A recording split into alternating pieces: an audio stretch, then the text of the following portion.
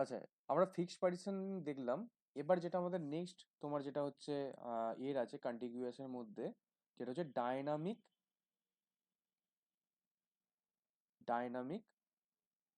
Partitioning. Dynamic পার্টিশনিংকে আরেকটা কি বলা হয়, এই মানে তোমার বেসিক্যালি ভেরিয়েবল পার্টিশনিং, সেটাকে বলা হচ্ছে ডাইনামিক পার্টিশনিং। ঠিক আছে, আরেকটা নাম স্ট্যাটিক আর ডাইনামিক। স্ট্যাটিক মানে কি বলা হয়, ফিক্সড। বাট ডাইনামিকে কোনো হচ্ছে ফিক্সড। ডাইনামিক ব্যাপারটা কি হচ্ছে, আমরা যদি ডাইনামিক মেমোরি অ্যালোকেশনের যে প্রোগ্রামিং যদি কনসেপ্ট আনি এখানে, আমরা কি করতাম ওখানে, যে হচ্ছে রান করার সময় রান টাইমে আর কি মেমোরিটা হচ্ছে তৈরি হতো, তাই তো। রান টাইমে আর কি মেমোরিটা অ্যালোকেট হতো, এরকম ব্যাপার ছিল। অ্যালোকেশন বা ডিঅ্যালোকেশন হতো। এখানেও কিন্তু ওরকমই ব্যাপার, যে ম্যালক ক্যালক দিয়ে আমরা প্রোগ্রাম করেছো তোমরা। তো এই সমস্ত যে ব্যাপারটা ডায়নামিক মানে তোমার মেমোরি অ্যালোকেশনটা এখানে হয়। মানে কি, দেখো র্যামের মধ্যে তখন কি হচ্ছিল, র্যামের মধ্যে আমার, এটা সাপোজ ধরো র্যাম, আবারও বলি যে ওয়েস আমার হচ্ছে অকুপাই করে রেখেছে কিছুটা। তো বাদ বাকি যে জায়গাটা এখানে বলা হচ্ছে পুরো ফাঁকা রেখে দাও। ঠিক আছে, পুরো ফাঁকা রেখে দাও। আর একটা ব্যাপার, এইখানে কি হয় বলতো, এই যে ডায়নামিক বলছে না আর ফিক্সড বলছে, মানে কি, ফিক্সডে কি হচ্ছিল আগের থেকেই কতগুলো যে ব্লক হবে সেটা ফিক্সড হয়ে যাচ্ছিল একদম। ঠিক আছে, বাট ডায়নামিক কি হচ্ছে, কতগুলো যে ব্লক হবে সেটা কোনো ফিক্সড নয়, যার যখন ইচ্ছা হবে সে আসবে, তারপরে আর কি সে রয়ে যাবে, বাদ বাকিটা ফাঁকা রেখে দেবে। মানে কি, এদের কোনো ঘরের কোনো নেই। ঠিক আছে, ঘরের কোনো ব্যাপার নেই, যতটা লাগবে ভাই তুই ততটা নিবি। ঠিক আছে, এরকম ব্যাপার। তো সাপোজ ফর এক্সাম্পল ধরো হচ্ছে আচ্ছা বাদ দাও। ঠিক আছে, তো ধরো এরকম ব্যাপার। হ্যাঁ, তুমি একটা এক্সাম্পল নিতেই পারো। ধরো সবাইকে এক গ্লাস করে হচ্ছে কোল্ড ড্রিঙ্কস দেওয়া হয়েছে। ঠিক আছে, সবাইকে এক গ্লাস করে কোল্ড ড্রিঙ্কস দেওয়া হয়েছে। এবার অনেক তোমার বন্ধু আছে যে হচ্ছে তুমি হচ্ছে মানে দুটো গ্লাস একসাথে খেয়ে নিতে পারবে, দু গ্লাস কোল্ড ড্রিঙ্কস একসাথে খেতে পারবে। ঠিক আছে, আবার অনেক বন্ধু আছে দেখবে এক গ্লাস খেতেই ও পাচ্ছে না, একটা গ্লাস পুরোটা খেতে পারছে না, তাহলে কি হবে, তার একটা ওয়েস্টেজ হয়ে যাবে। তো বেটার হবে, সে হচ্ছে মানে তোমরা কি বলবে, যে ভাই আমাকে বোতলটা দিয়ে দাও, আমাদের যতটুকু দরকার হবে আমরা ততটুকু খেয়ে নেবো নিজেদের মধ্যে। ঠিক আছে, তো বোতলটা নিয়ে নিলাম আমি, আমাদের মধ্যে হচ্ছে আমি যে বন্ধুটা খেতে পাচ্ছে যতটুকু খেতে পারবে সাপোজ, তাকে এইটুকু গ্লাসে দিয়ে দিলাম, তো ওইটুকু খেলো, তাহলে কি আমার কোল্ড ড্রিঙ্কসের ওয়েস্টেজটা কম হবে। ঠিক আছে, বোঝা গেল জিনিসটা। তো মেমোরি ওয়েস্টেজ এখানে কম হচ্ছে। Memory wastage in the sense internal fragmentation. ঠিক আছে, আচ্ছা এবার দেখো কি হচ্ছে এখানে। সাপোজ এখানে তোমার যে বললাম তোমার কি ডায়নামিক মানে মেমোরি যে পার্টিশনটা হয় এখানে কিন্তু রান টাইমে হয়। তো সাপোজ আমি P1 কে প্রসেসটাকে নিয়ে কাজ করতে চাইছি, তো রান টাইমে ধরো সাপোজ ওর সাইজ হচ্ছে 2 MB। ঠিক আছে, তো P1 এসে এইখানে অকুপাই করলো কত সাইজের জন্য, 2 MB সাইজের জন্য ও নিল জায়গাটা, বাদ বাকি জায়গাটা কিন্তু ফাঁকা পড়ে রইলো। ঠিক আছে, এবার সাপোজ ধরো P2 আসছে, P2 ধরো 4 MB জায়গা লাগবে। তো P2 তাহলে এখানে এলো, তাহলে P2 ওর জন্য 4 MB জায়গা অকুপাই করলো, বাদ বাকি জায়গাটা কিন্তু ফাঁকা আছে। এবার যে আসবে সে এখানটা তারপরে গিয়ে P2-র পরে গিয়ে অ্যালোকেট হবে। বোঝা যায় জিনিসটা।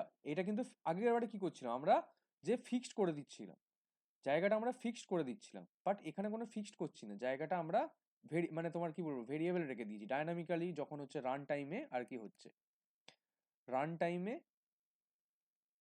পার্টিশনটা হচ্ছে, পার্টিশন ইন রান টাইম। বোঝা যায় জিনিসটা। এর মধ্যে আমাদের কি কি আসছে দেখো,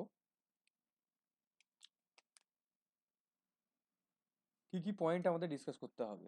ফার্স্ট অফ অল যে আমাদের পয়েন্টটা আসছে, তাহলে আমি কি বুঝলাম, যদি রান টাইমে আমাদের এই যে পার্টিশনিংটা হয়, তাহলে আমার কি সব থেকে বড় যে অ্যাডভান্টেজটা আমার কি হবে, ফার্স্ট যেটা, নো ইন্টারনাল ফ্র্যাগমেন্টেশন, কোনো ইন্টারনাল ফ্র্যাগমেন্টেশন হবে না তাহলে। ঠিক আছে, দেন সেকেন্ড নাম্বারটা কি হবে, no limit on degree of মাল্টিপ্রোগ্রামিং।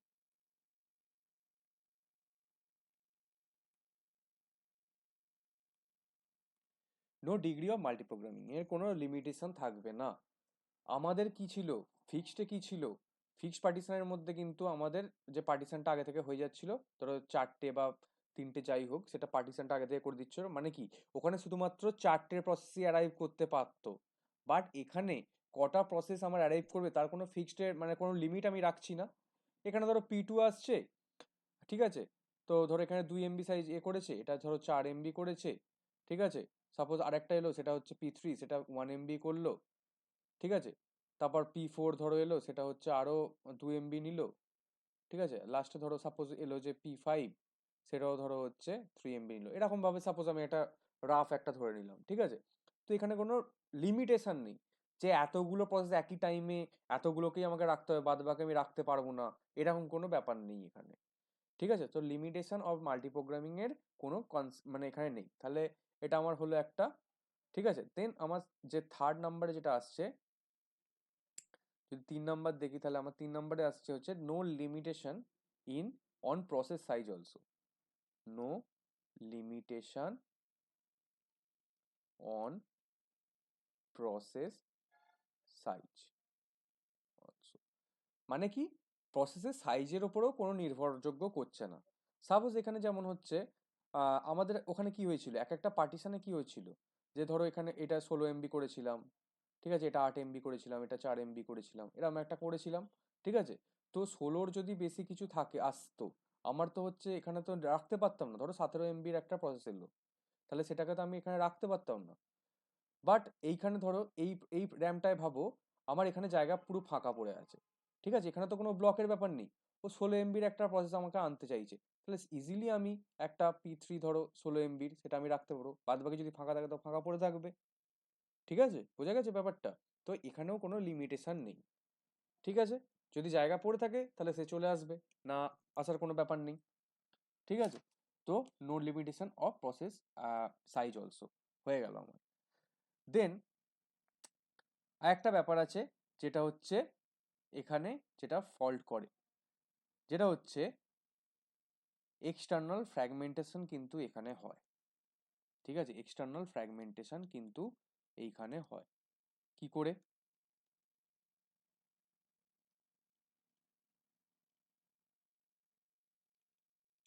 External fragmentation কিন্তু এখানে হয় কেমন করে দেখো। সাপোজ ধরো হচ্ছে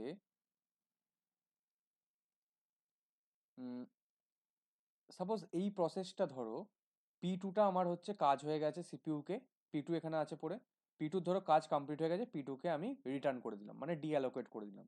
তাহলে কি হবে বলতো, এই যে জায়গাটা P2 অ্যালোকেশন করে রয়ে পড়ে আছে এখানে, ঠিক আছে, সেই জায়গাটা কিন্তু একটা হোল হোল হোল তৈরি হয়ে যাবে, মানে কি এটা ভ্যাকেন্ট জায়গাটা পড়ে থাকবে, ঠিক আছে। এবার সাপোজ ধরো এই যে জায়গাটা ফাঁকা আছে, এদিকের জায়গাটা, এইটা ধরো 4 MBর জায়গা ফাঁকা আছে, আর এইখানে ধরো 4 MB জায়গা ফাঁকা আছে, তাহলে টোটাল আমার কতগুলো জায়গা ফাঁকা রইলো, 8 MB। এবার আমি একটা 8 MBর প্রসেস, বা সাপোজ ধরো হচ্ছে 5 MBর প্রসেসও আনতে পারি, মানে যা ইচ্ছা, ঠিক আছে। 8 MBর প্রসেস বা 5 MBর প্রসেস আমি আনতে চাইছি। তাহলে এখানে দেখো জায়গাটা ফাঁকা পড়ে আছে, হোল হয়ে আছে, এখানে ছিল ডিঅ্যালোকেট হয়ে গেছে, তার মানে কি একটা হোল সৃষ্টি করেছে। তো আমার 5 MBর জায়গা তো রাখার জায়গা নেই, এতটুকুর মধ্যে 4 MB পড়েছিল, আর এইখানে যা বাকিটা পড়েছে সেখানে 4 MB পড়ে আছে, আমার টোটাল 8 MB কিন্তু ফাঁকা পড়ে আছে। বাট আমার প্রসেসকে একবারে যেহেতু রাখতে হবে, তো এখানে আমি রাখতে পারবো না। তাহলে এইটা আমার কি ঘটালো, এক্সটার্নাল ফ্র্যাগমেন্টেশন। বাট এক্সটার্নাল ফ্র্যাগমেন্টেশনকে আমি হচ্ছে ওভারকাম করতে পারি, যেটা হচ্ছে কম্প্যাকেশন যে প্রসেস আছে তাতে, কম্প্যাকেশন যে প্রসেস আছে তাকে দিয়ে আমি হচ্ছে এটা সলভ করতে পারি। যেটা দেখো ওভারঅল হ্যাঁ এটা করা হয়, এখন রিসেন্ট টাইমে এটা করা হয়, ঠিক আছে। বাট এটা তখন করা হতো না, তো এটা একটা প্রবলেমের মধ্যেই আসছে।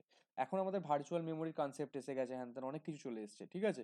তো তাতে আর কি কম্প্যাকেশনটা হয়ে যায়। কম্প্যাকেশনটা একটু বলে রাখি, কম্প্যাকেশন জিনিসটা কি, ব্যাপারটা কি বলতো, এই যে প্রসেসটা এখানে ফাঁকা রয়ে গেল, মানে হোল যখনই সৃষ্টি হলো, তখন কি হবে বলতো, এই যে P3টা এই জায়গার সাথে সোয়াপ হয়ে যাবে, ঠিক আছে। মানে কি হবে সোয়াপ হয়ে যাবে, মানে কি এ জাস্ট এখানটা উঠে চলে আসবে, তাহলে ওই পুরো জায়গাটা পুরোটা পাওয়া যাবে। ঠিক আছে, সাপোজ ধরো P3টা উঠে চলে গেল, তাহলে P3 ধরো ওখানে যদি চলে যায়, তাহলে P3 ধরো এতটা ব্যাকএন্ড ছিল, এখানে 16 MB ধরো নিয়ে নিল, বাদ বাকি এই জায়গাটা ফাঁকা পড়ে থাকলো, এখানে ধরো 8 MB পড়ে থাকলো বাদ বাকি, আমি যা ধরছি। তো তখন কি হবে, আমার যে জিনিসটা যদি আসে, ইন্টারনাল ফ্র্যাগমেন্টেশন বা এক্সটার্নাল ফ্র্যাগমেন্টেশন অকার হবে না, তখন হচ্ছে এখানে চলে আসবে জিনিসটা। বোঝা গেছে? সেটা আমার কম্প্যাকেশন দিয়ে হয়, বাট এই সিনারিওতে কিন্তু হবে না এখন, মানে যত আমরা যে স্টেজে আছি এখন, যে পড়ছি যে স্টেজটায়, ঠিক আছে, যে সেইখানে কিন্তু হচ্ছে না। এটা কিন্তু করা যায়, ঠিক আছে, সোয়াপ করে দেবো জাস্ট ওই ফাঁকা জায়গাটার সাথে এটা, দেন এইভাবে অ্যাচিভ করা যায়, যেটা হচ্ছে এক্সটার্নাল ফ্র্যাগমেন্টেশনকে আমরা হাঁটাতে পারি। বাট আমরা এই যে ভেরিয়েবল পার্টিশনিং করছি, এইখানে আমরা করছি না ওটা, জাস্ট আমি বললাম আর কি। তো নাম্বার 4 হয়ে গেল এক্সটার্নাল ফ্র্যাগমেন্টেশন। আচ্ছা, আর একটা জিনিস এটা যে, আরেকবার বোঝান না, নেটওয়ার্ক প্রবলেম হচ্ছিল।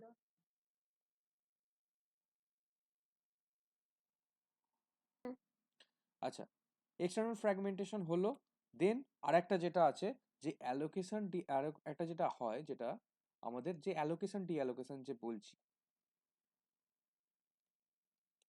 অ্যালোকেশন বা ডি অ্যালোকেশনের